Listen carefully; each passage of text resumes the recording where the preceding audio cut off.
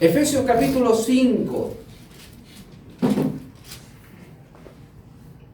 versículo 21 en adelante. Dice lo siguiente. Voy a tratar e intentar tomar lo menos tiempo posible porque yo no sé, el pastor Baltair no está aquí, bueno, le voy a hacer una consulta. Yo no sé si está en el formato de lo que debo hacer algunas consultas que quisieran hacer los hermanos, entonces eso quería preguntarle. ¿Amén? Pero bueno, después le preguntamos cuándo lo haga.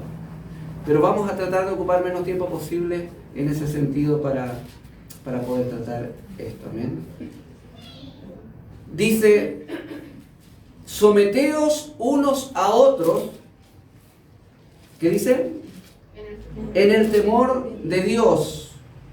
Las casadas estén sujetas, note esto, a sus propios maridos. Y como alguien lo dijo aquí, no a marido ajeno, ¿ya? A sus propios maridos, y mire, como al Señor. ¿Por qué? Hay un porqué de esto. Porque el marido es la cabeza de la mujer, así como Cristo es la cabeza de la iglesia, la cual es su cuerpo y Él es su Salvador. Y aquí Pablo comienza obviamente a entablar la relación entre el matrimonio y la realidad espiritual que hay entre Cristo y nosotros los creyentes. ¿Amén? Cosa que a veces nosotros se nos va de vista. Así que, como la iglesia está sujeta a Cristo, así también las casadas lo estén a sus maridos en todo. Maridos. Entonces, ¿cuál es el mandamiento a la mujer? Sumisión a la autoridad del esposo. Amén. Sumisión a la autoridad del esposo. Ahora, ¿cuál es el mandato de Dios al marido? ¿Qué dice? Somete a tu mujer. ¿No? No, dice, maridos, amad a vuestras mujeres. Amén. ¿Cómo? ¿Ya? Interesante. Aquí estas palabras son muy interesantes porque cuando Pablo le dice, esposas, someteos a vuestros maridos, ¿cierto? A vuestros propios maridos como al Señor. ¿Y qué dice? Porque entonces la mujer necesita entender que debe someterse al esposo porque hay una razón espiritual. ¿Me entiende? Hay un porqué.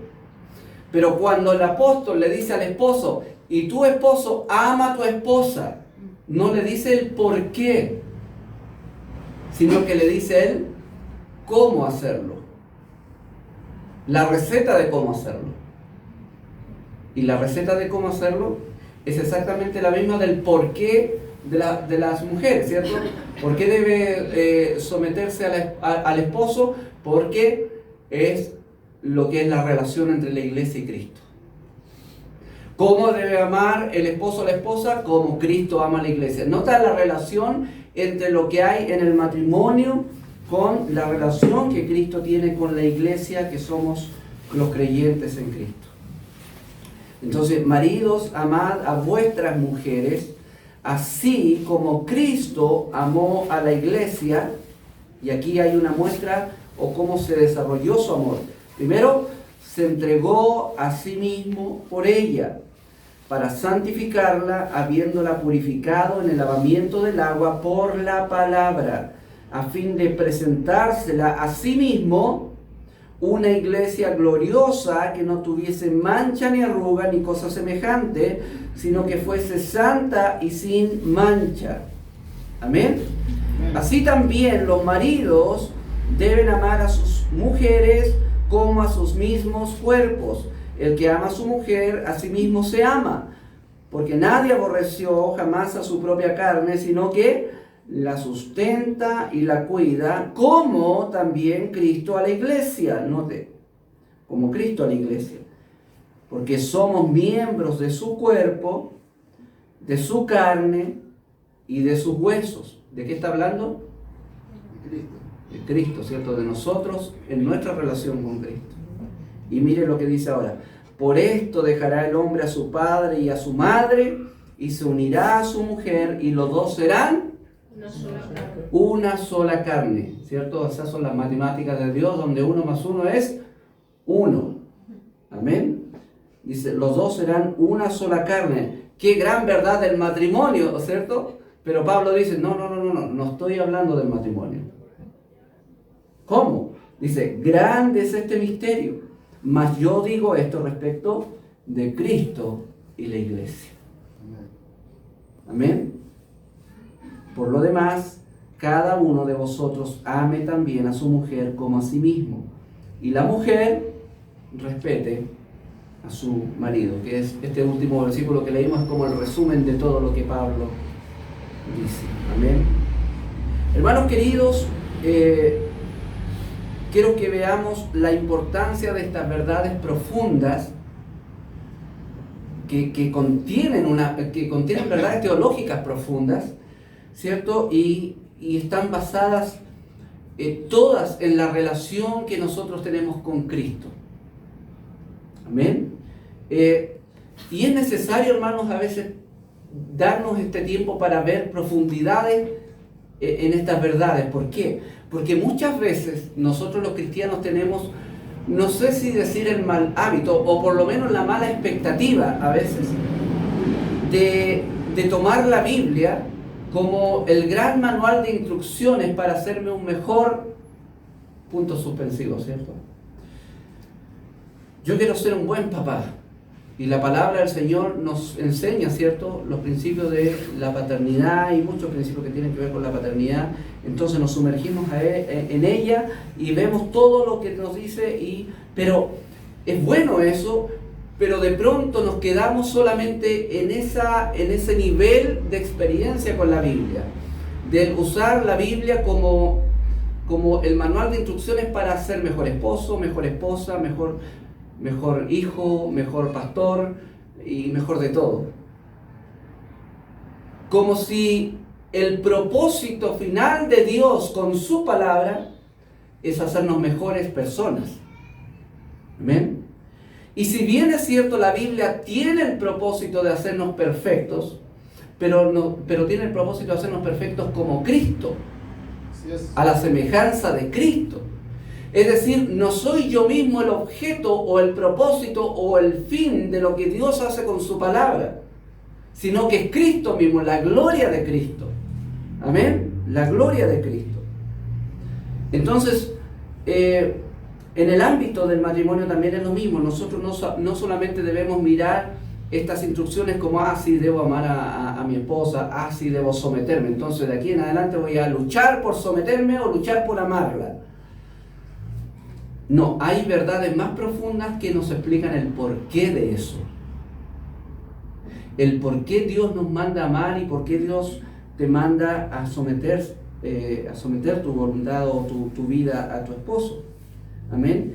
Y tiene que ver con la relación que Cristo tiene con la iglesia, esencialmente. De hecho, es tan así esto que en el fondo lo que Pablo termina hablando aquí es acerca de la relación que nosotros tenemos en Cristo, la unión que tenemos en Cristo. Es decir, lo que Pablo nos dice aquí de una otra manera, ¿cierto?, es que no es que el matrimonio debe, o la relación que Cristo tiene con la iglesia es como el matrimonio, porque muchas veces pensamos esto. ¿Cómo es la relación que Cristo tiene con la iglesia? Bueno, es como el matrimonio.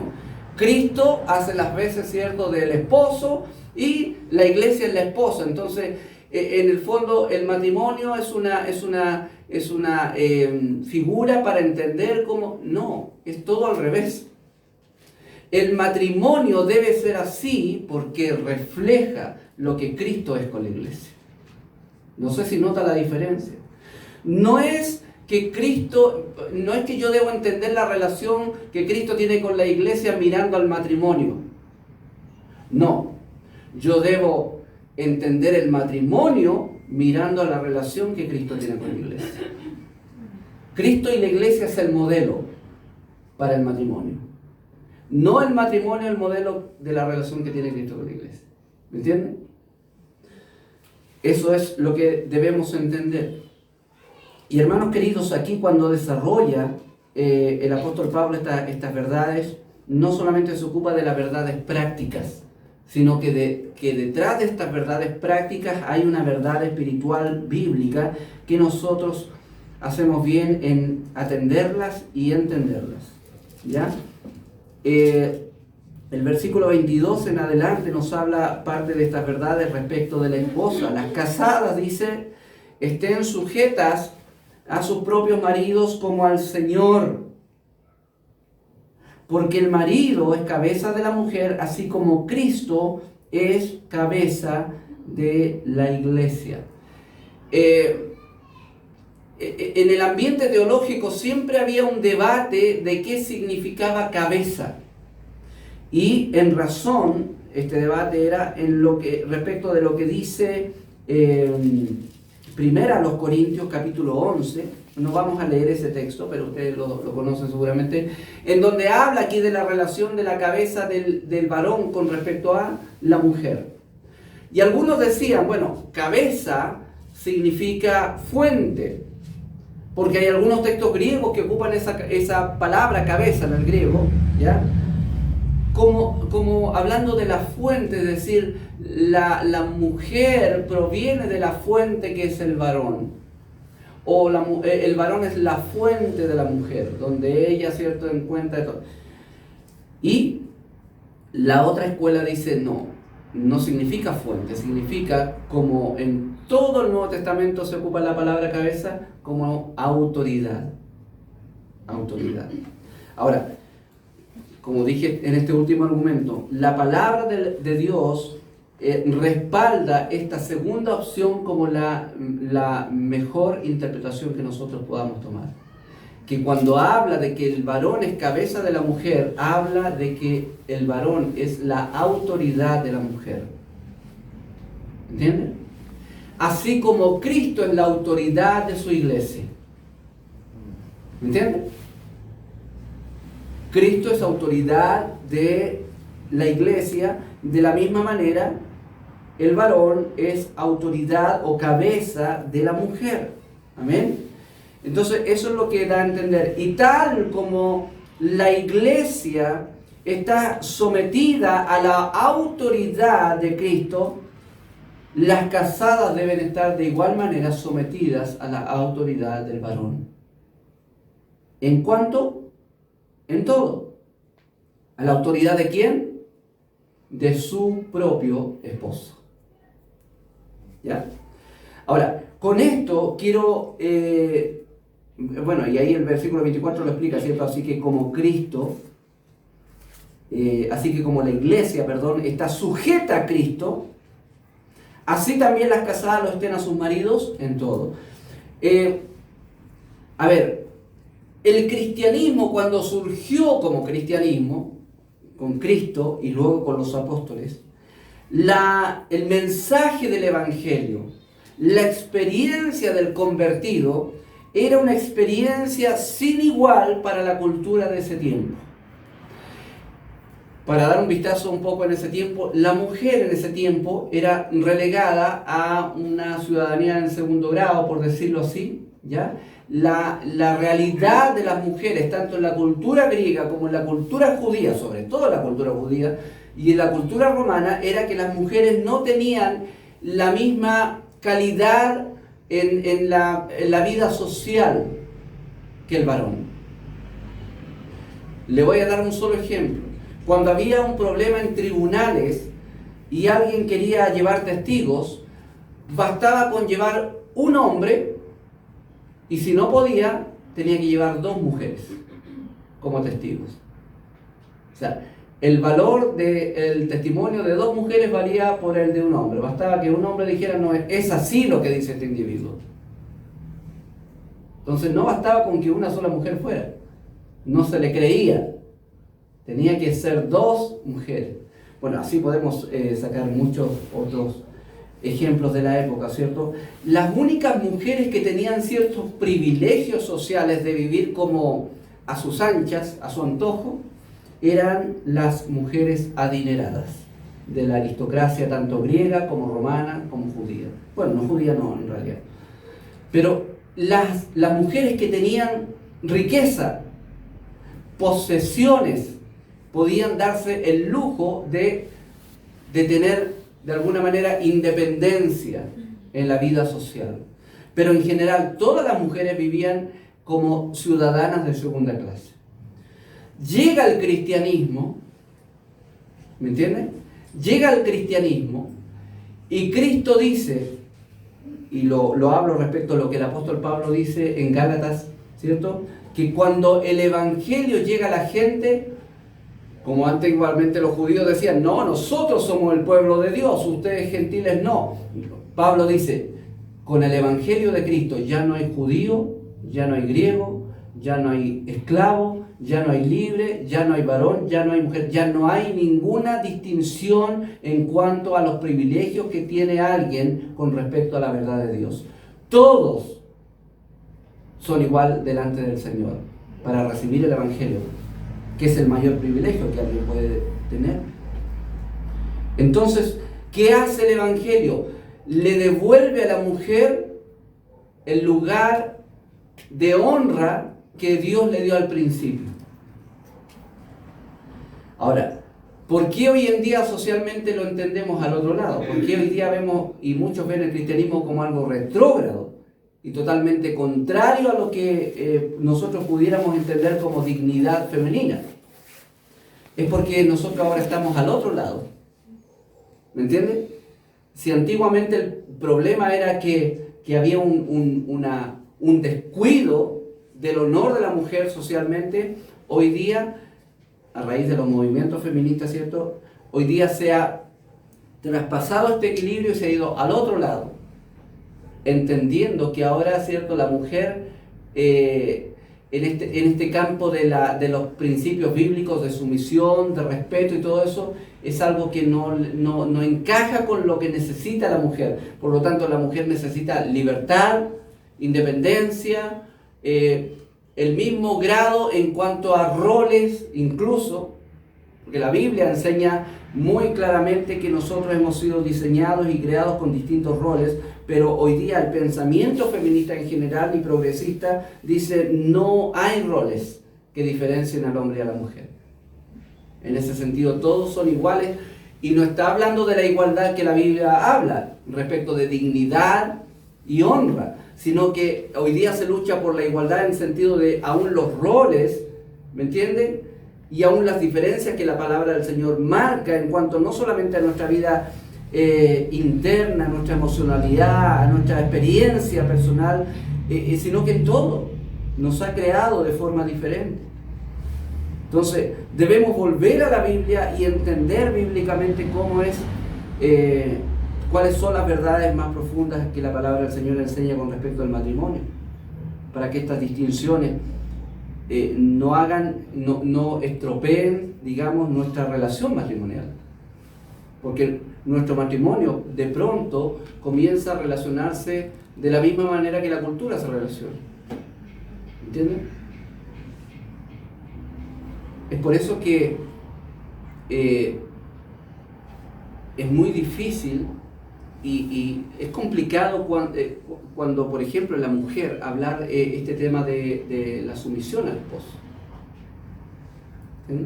Porque justamente el estigma, la marca de una mujer necia hoy en día es que es sometida a su esposo. ¿Cómo te sometes a tu esposo? Sé libre. ¿Ya? ¿Cómo tu esposo te va a mandar?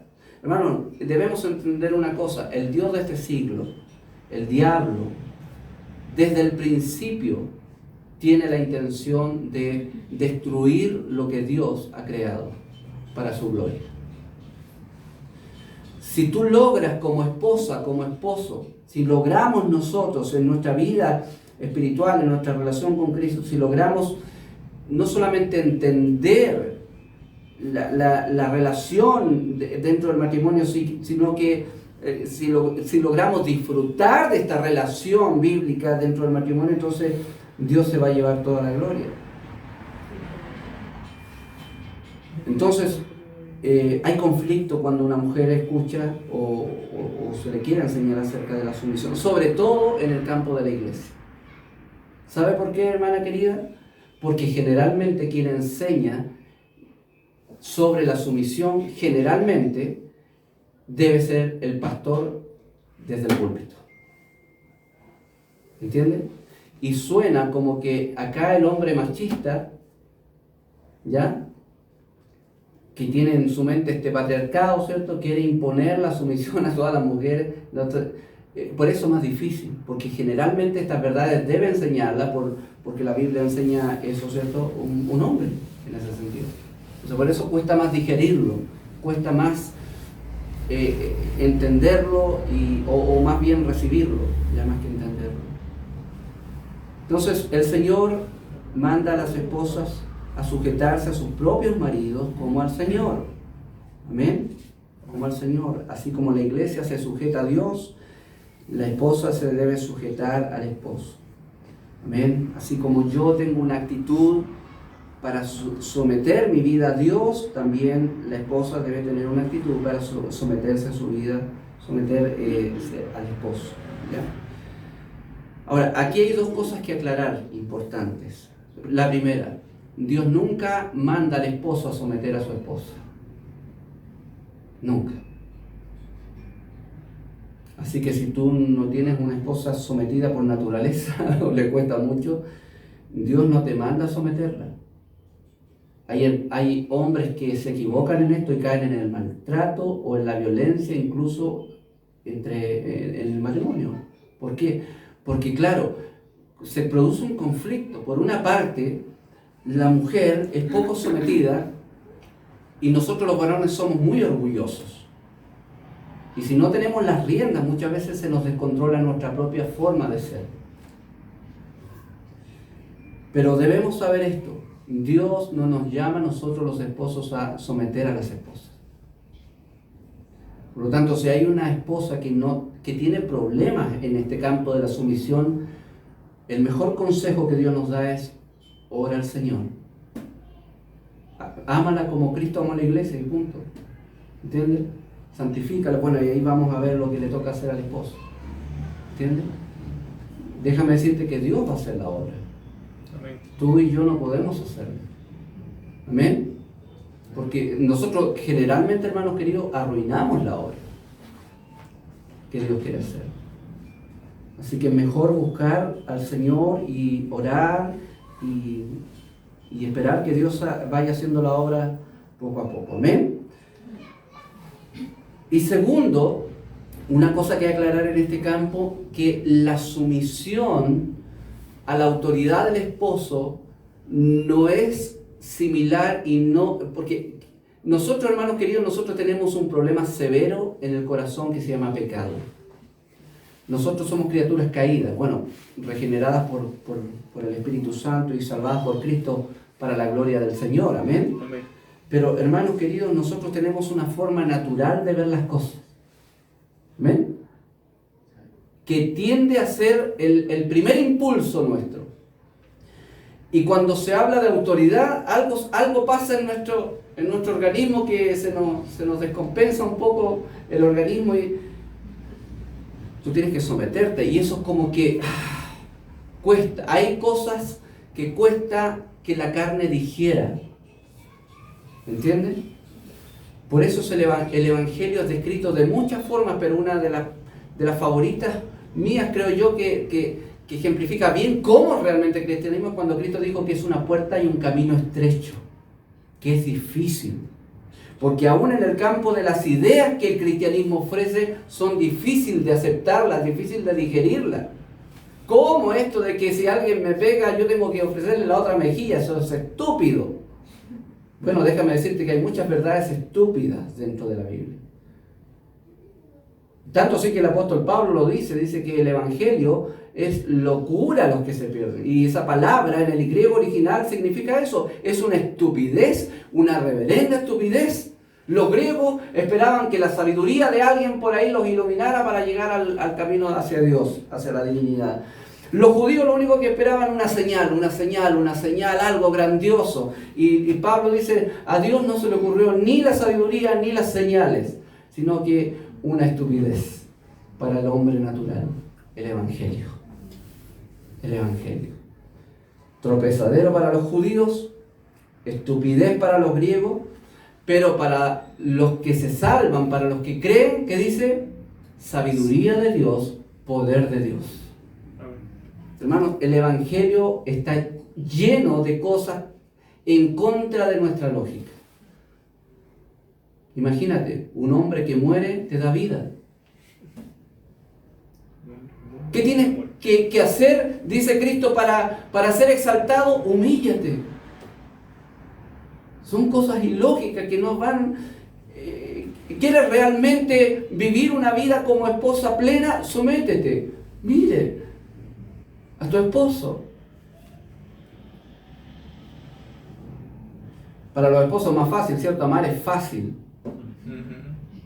No es fácil. Claro, si tú amas a la manera de Hollywood, tal vez es fácil. Pero hay una cláusula ahí, en ese mandamiento. Amad a vuestras esposas como Cristo amó a la iglesia. Y ahí se te sube la dificultad, pero hasta el cielo. Porque ninguno de nosotros está ni siquiera habituado a hacer eso. ¿Amén? Entonces, maridos, dice ahora los esposos, maridos, amad a vuestras mujeres así como Cristo amó a la iglesia. ¿Ven? ¿Cómo debo amar a mi esposa? ¿Cómo debo amar? Como Cristo amó a la Tengo iglesia. un modelo. ¿Cómo debe someterse la esposa? Tiene un modelo. No somos carentes de modelo. Lo que somos carentes de actitud en nuestro corazón para aceptar esos modelos y para seguir esos modelos. ¿Entienden? Hermanos, y son difíciles de llevar. Maridos, amad a vuestras mujeres, así como Cristo amó a la iglesia. ¿Cómo amó a la iglesia Cristo? Pues ahí mismo lo dice, ¿cierto? Primero, se entregó a sí mismo por ella. ¿De qué manera amó Cristo a la iglesia? Se entregó a sí mismo por ella. Y esto va más allá de que, si yo daría mi vida por mi esposa. Es mucho más allá de eso. Te voy a mostrar un solo pasaje, o recordarlo, porque sé que tú te lo sabes de memoria. Espero, ¿cierto? Dice Romanos que en el campo de la naturaleza humana, a lo más que podría llegar una persona es dar su vida por alguien que lo merece. ¿Me entiendes? ¿Tú darías tu vida por tu hijo? Yo también. ¿Entiendes? Pero mira lo que el Señor dice. Mas Dios, ese más significa sin embargo, a diferencia de nosotros, Dios muestra su amor para con nosotros en que siendo aún pecadores, Cristo murió por nosotros. Ese es el campo del amor de Dios. Es un amor incondicional. Es un amor de pacto. ¿Qué significa eso? Que si Él prometió amarte, lo va a hacer pase lo que pase. Ese es el amor de Cristo. ¿Me entienden? ¿A qué nivel el Señor nos pide a nosotros los esposos? Amad a vuestras esposas. Amad a vuestras mujeres. Hermanos, estamos en un mundo donde todo es probar. Estoy pololeando con una niña, estamos probando ahí cómo nos va. En una de esas nos casamos. ¿Cierto? Hermanos, no es probar, el matrimonio menos. El matrimonio, Dios lo creó para toda la vida. Amén. Es un pacto, tal como los pactos que Dios hace. Cuando Dios hizo un pacto de salvar a criaturas pecadoras como nosotros, Él hizo todo lo que dispuso hacer durante miles de años hasta que llegó el Cordero de Dios que quita el pecado del mundo. ¿Y sabe lo que hizo ese Cordero? Murió en la cruz, derramó su sangre Y Cristo dijo en la cena, esta es la sangre de mi pacto. Cumplió. Se entregó a sí mismo por ella. ¿Qué más hizo Cristo? Bueno, no solamente se entregó por ella como mártir, oh, Dios, doy mi vida por mi esposa. No es una actitud de mártir, así como el gran sacrificado. No, mira, dio su vida por ella para un propósito. ¿Para qué? Para santificarla. ¿Qué significa esto? Tiene que ver con la santidad posicional, no con la santidad progresiva. Te explico mejor. Cuando hablamos de santidad, cuando la Biblia habla de santidad, habla en tres aspectos. Primero, nuestra santidad posicional. En Cristo somos santos. Cuando Dios te mira a ti, si eres creyente, Dios te ve absolutamente santo. ¿Por qué? Porque estás en Cristo. No es tu santidad, es la santidad de Cristo. ¿Tú te has preguntado por qué Cristo vino y cumplió todos los mandamientos de Dios y vivió una vida perfecta sin pecado? ¿Te has preguntado por eso? ¿Por qué vivió una vida perfecta? ¿Para dejarnos buenos ejemplos? No. Su propósito no era moralista. Cristo vivió una vida perfecta obedeciendo todos los mandamientos de Dios, porque ningún hombre desde Adán en adelante jamás lo hizo. Y Cristo vino a cumplir la ley de Dios por ti y por mí. Él vivió perfectamente por nosotros. La justicia divina exigía perfección. Cristo la tuvo. La justicia divina exigía castigo. Cristo lo pagó. ¿Me entiendes? Cristo hizo todo. Vivió la vida santa que tú nunca pudieras haber vivido. Y pagó el pecado que tú nunca hubieras pagado. Y ya somos santos delante de Dios. Otra forma de ver la santidad es la santidad progresiva. Y es la obra que el Espíritu Santo está haciendo ahora desde que somos nacidos de nuevo. Ahí comienza una obra del Espíritu Santo que nos va conformando poco a poco a la imagen de Cristo. La santidad progresiva. Y también la otra faceta de la santidad es la santidad, ¿cierto?, futura, ¿ya? O la glorificación que le llama la Biblia, que es que cuando nosotros seamos llevados al cielo vamos a ser, aún en nuestro propio cuerpo, ¿cierto?, absolutamente santos. Pero de esto, aquí está hablando de la santidad posicional. Cristo murió para santificar a su esposa, para santificarla. ¿Entienden? Es decir, para impartirle su justicia, para que sea perfecta y santa, para santificarla, habiéndola purificado en el lavamiento del agua por la palabra, a fin de presentársela a sí mismo, una iglesia gloriosa que no tuviese mancha, ni arruga, ni cosa semejante. Y aquí hay una preciosa verdad detrás de estas palabras. Cristo salvó a la iglesia y quedó esperando a ver qué hacía la iglesia. Ya, pues estoy esperando que sea santa para mí. Muchas veces pienso que algunos cristianos entienden esto así, que Cristo está en el cielo para ver cómo se porta la iglesia. Y los que se portan mejor van a ir al cielo. No, Cristo ya santificó a su esposa. Pero mira, esta frase me gusta mucho porque creo que hay una verdad muy profunda en esto. Para presentársela, ¿qué? A sí mismo. ¿Cómo? Una esposa sin mancha, ni arruga, ni cosa semejante. Yo no sé cuándo mi esposa va a cambiar. ¿Has escuchado eso? Pero sabe que aquí hay un precioso ejemplo. Cristo dice eso, yo no sé cuándo esta iglesia va. No, dice que Él la santifica. Porque Él quiere presentársela a sí mismo una esposa santa, sin mancha. Por lo tanto, Él hace el trabajo. ¿Me entienden? Él la santifica. Y ese es parte del amor de un esposo que santifica a su esposa. Tú y yo como esposos somos responsables de la vida espiritual de nuestras esposas. Sean sometidas o sean poco sometidas. ¿Me entienden? Nosotros somos responsables de la vida espiritual de nuestra esposa. Si queremos que realmente Dios cambie facetas de ellas que no están amoldadas a la voluntad de Dios, no a nuestra voluntad, ¿ya? Porque nosotros a veces pensamos, tanto el varón como la mujer, ¿cierto? La esposa dice, pucha, me gustaría que mi esposo fuera asá, y tiene una idea de esposo. Y el esposo dice, me gustaría que fuera asá mi esposa, y tiene una idea. No, ambos debemos conformarnos a la idea de Cristo, a la idea que el Dios tiene. Nosotros tenemos una forma particular de ser.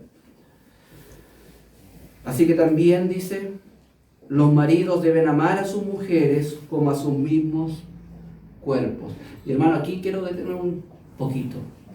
Porque hermano, muchas veces cuando leemos este pasaje pensamos que cuando dice Pablo, yo debo amar a mi mujer como a mi mismo cuerpo, pensamos que la idea es esta.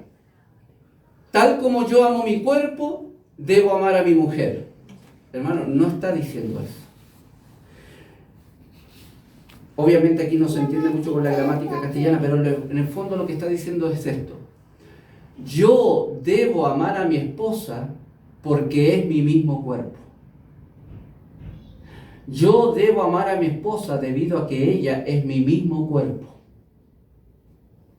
Y ahí comienza a desarrollar toda la idea de esta verdad que es la unión que tenemos con nosotros con Cristo. Amén. Nosotros con Cristo. ¿Se acuerdan cuando Cristo oró antes de ir al Calvario? Ahí en Juan capítulo 17. Y una petición que permanentemente le pide a su Padre Celestial Jesús es lo siguiente: que ellos sean uno conmigo, así como yo y tú somos uno, que todos seamos uno. Y la unidad es algo esencial en la relación divina con nosotros. ¿Sabes? Las tres personas de la Trinidad son perfectas en unidad. ¿Me entiendes? Las tres personas de la Trinidad son perfectas en unidad. Tres personas, un solo Dios. Cristo y la iglesia son perfectos en unidad. Y de esa misma perfección habla el apóstol Pablo cuando habla del matrimonio. Y de esa misma unidad, perfección de unidad, habla el Génesis cuando dice: y dejará al hombre a su padre y a su madre y se unirá a su mujer. Está hablando más allá incluso del acto íntimo sexual. Está hablando de la unidad en todos sentidos. Son ahora una sola carne. Por eso que Pablo dice: a maridos, ama a tu mujer como a tu mismo cuerpo. No está ahí echando mano al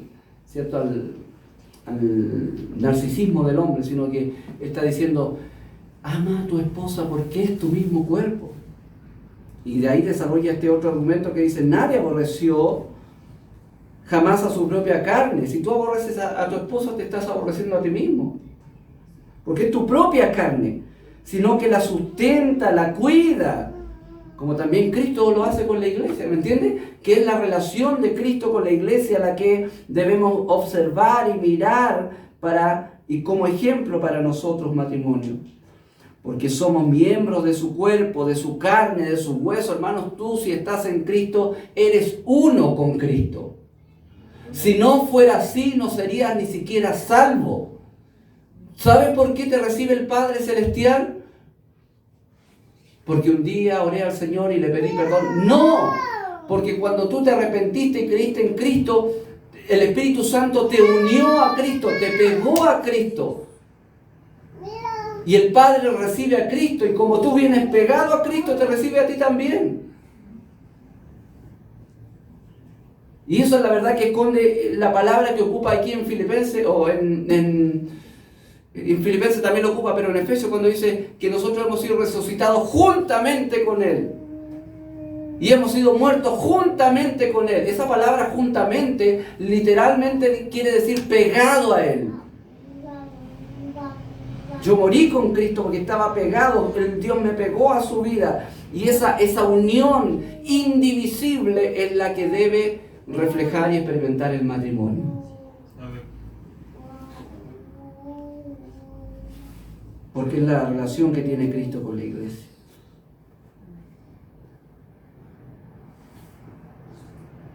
Por esto dejará el hombre a su padre y a su madre y se unirá a su mujer y los dos serán una sola carne.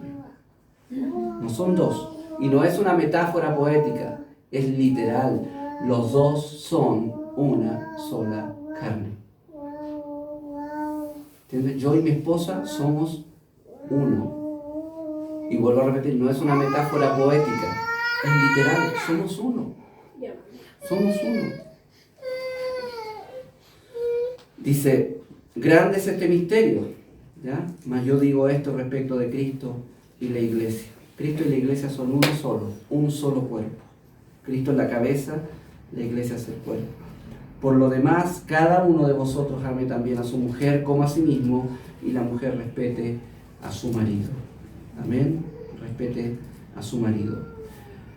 Pastor, déjeme 5 minutos más y ya, por favor. Yo no quiero dejar pasar Génesis capítulo 3. Vaya conmigo, por favor, ahí.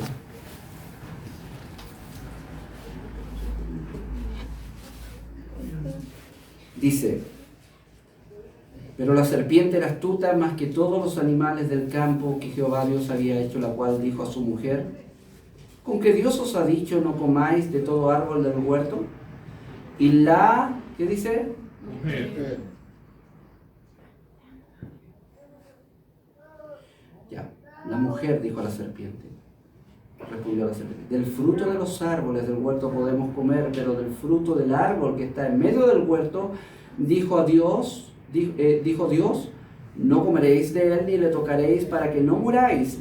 Entonces la serpiente dijo a la mujer, no moriréis, sino que sabe Dios que el día que comáis de él serán abiertos vuestros ojos y seréis como Dios, sabiendo el bien y el mal. Y vio la mujer que el árbol era bueno para comer y que era agradable a los ojos y árbol codiciable para alcanzar la sabiduría, y tomó de su fruto y comió. ¿Y qué dice después? Y dio también a su marido. Del cual comió, así como él. Pregunta, ¿de dónde salió el marido? ¿De dónde salió en esta escena? ¿De dónde estaba el marido? Que de pronto Eva le dice, come también. Bueno, en nuestra versión 1960, Reina Valera, es difícil ver este aspecto, pero literalmente esta palabra que dice, y dio también a su marido, ¿ya? Quiere decir, y las Américas lo traduce de mejor forma, y le dio también a su marido que estaba ahí con ella. En palabras sencillas, el marido siempre estuvo ahí. Durante todo el diálogo que sostuvo el diablo con la mujer. Pregunta, ¿qué hizo el esposo? Nada. Y de ahí en adelante comienza la gran crisis de la humanidad, que en palabras, repito palabras de Pastor Miguel Núñez, concluye esto en su libro Revolución Sexual, dice que el gran problema de la humanidad es masculino. Porque se violenta el rol de la autoridad masculina y de ahí cae todo en adelante. Y aquí vemos cómo el diablo logra arruinar el modelo inicial del matrimonio. Si usted da un vistazo al capítulo 2 y al capítulo 1, al capítulo 2 de Génesis, se va a dar cuenta de que, tal como lo dice Timoteo, 1 Timoteo capítulo 2, Dios creó al hombre primero y al hombre le dio la responsabilidad de sojuzgar la tierra, de enseñorearse de los peces del mar, ¿cierto? De todas las cosas. Al hombre, al varón, le dio toda la responsabilidad de llevar a cabo esta tarea de que la existencia de la humanidad sea para la gloria de Dios.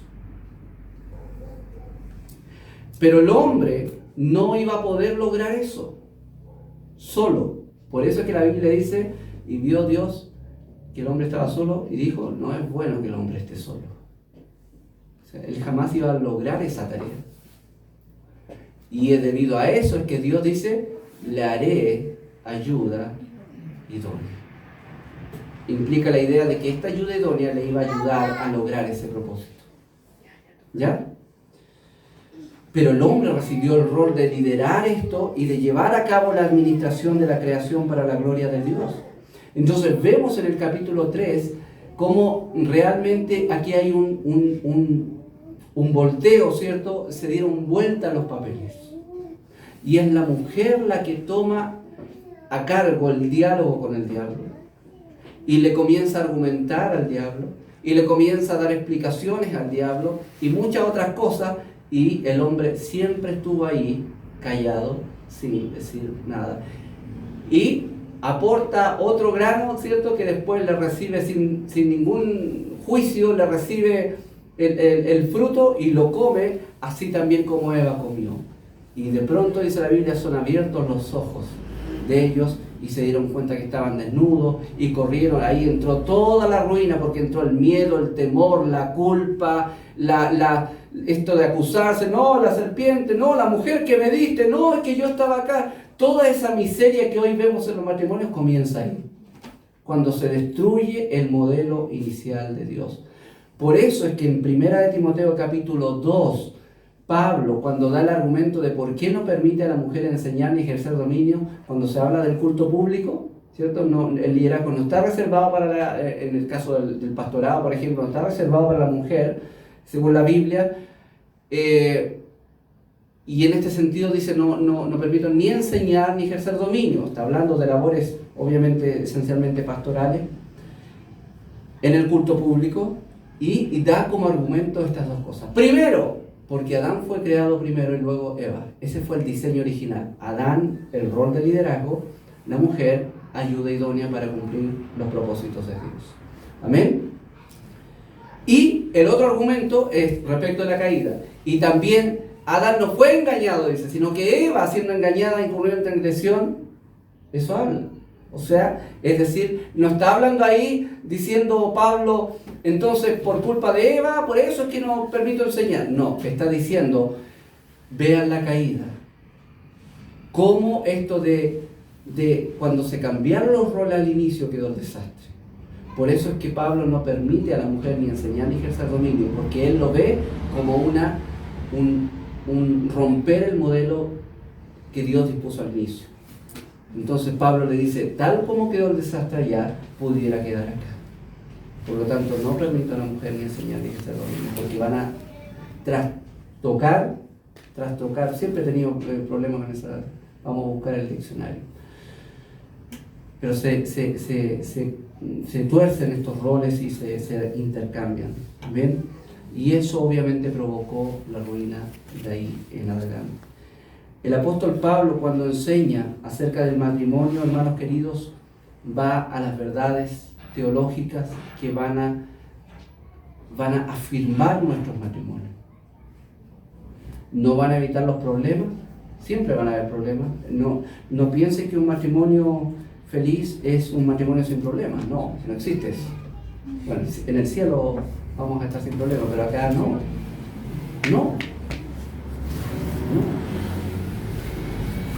Los esposos siempre van a tener algo que discutir con su esposa y viceversa. Las esposas siempre van a tener algo que reclamarle al esposo.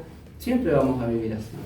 Pero cuando tú estás afirmado en la roca que es Cristo, y las enseñanzas de Cristo y las enseñanzas que la Biblia enseña del matrimonio, no tomando como línea para nuestra vida la enseñanza cultural que te dice no te sometas a tu esposo. ¿Ya? ¿Qué le haces tanto caso a tu esposa? Vamos, salgamos. Entonces nos llevan a los varones a no preferir a nuestra esposa ni a nuestra familia. Igualmente al lado de las mujeres. Entonces, hermano, la cultura nos lleva afuera, lejos de las enseñanzas bíblicas. Si tú realmente quieres vivir para la gloria de Dios, disponte en tu corazón de vivir bajo los principios que Dios establece para el matrimonio. ¿Entiendes? Los principios más fundamentales, más profundos. Después vienen otros. Por ejemplo, la fidelidad. ¿Por qué yo tengo que ser fiel a mi esposa?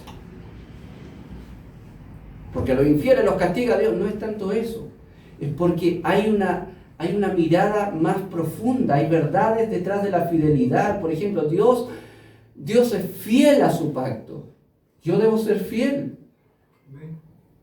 ¿Entienden? Así como Dios dice, sed santos porque yo soy santo, hermano, en todos sus atributos comunicables debemos ser lo mismo. Yo debo ser fiel porque Dios es fiel. Y porque la relación que Cristo tiene con la iglesia, Cristo es fiel a su iglesia. ¿Me entienden? Por lo tanto, mi fidelidad va más allá de que ser fiel es bueno, ser infiel es malo. No es eso. Yo no lo evalúo moralmente eso. Claro que tiene un valor moral, obviamente, pero no es mi base. Yo soy fiel a mi esposa porque Cristo es fiel con su iglesia. Yo quiero glorificar a Dios, a mi Cristo, siendo fiel a mi esposa. Y yo me he determinado en mi corazón ser fiel a mi esposa. ¿Me entienden? A no jugar con pecados, digamos, porque veo en la fidelidad de Cristo mi ejemplo. Segundo, por el temor de Dios.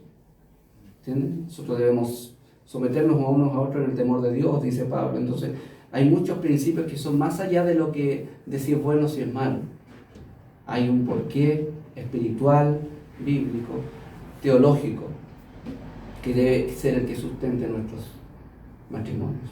Amén. Amén. Que deben ser por lo demás vividos para la gloria de Dios y no para la gloria tuya, ni de tu esposo o de tu esposa, sino para la gloria de Dios.